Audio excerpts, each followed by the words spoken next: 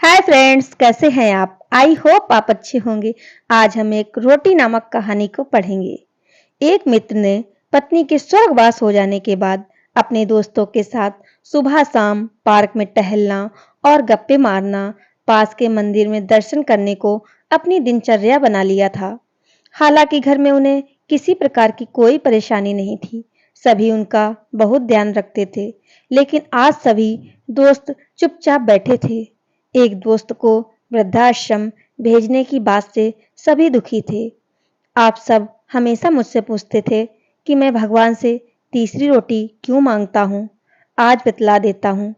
कमल ने पूछा, क्या बहू तुम्हें सिर्फ 3 रोटी ही देती है?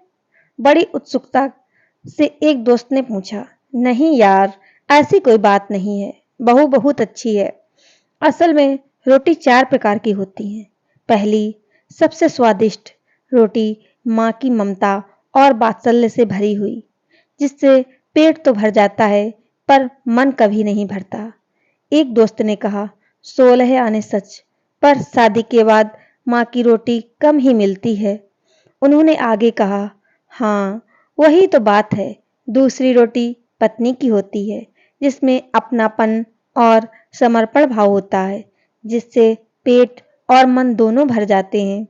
क्या बात कही यार, ऐसा तो हमने कभी सोचा ही नहीं। फिर तीसरी रोटी किसकी होती है? एक दोस्त ने सवाल किया।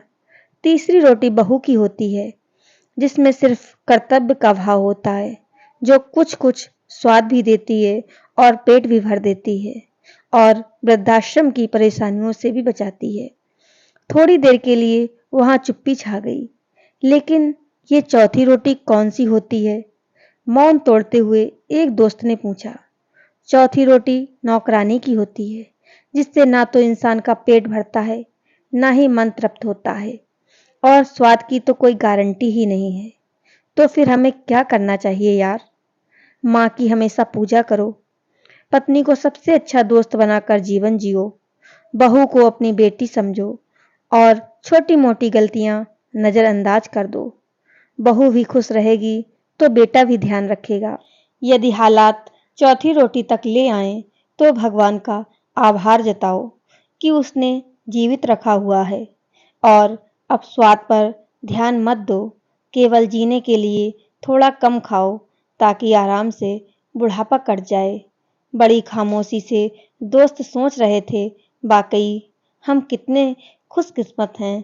फ्रेंड्स, आपको अगर ये कहानी अच्छी लगी है तो प्लीज़ मेरे चैनल को लाइक शेयर एंड सब्सक्राइब करें। Bye bye friends.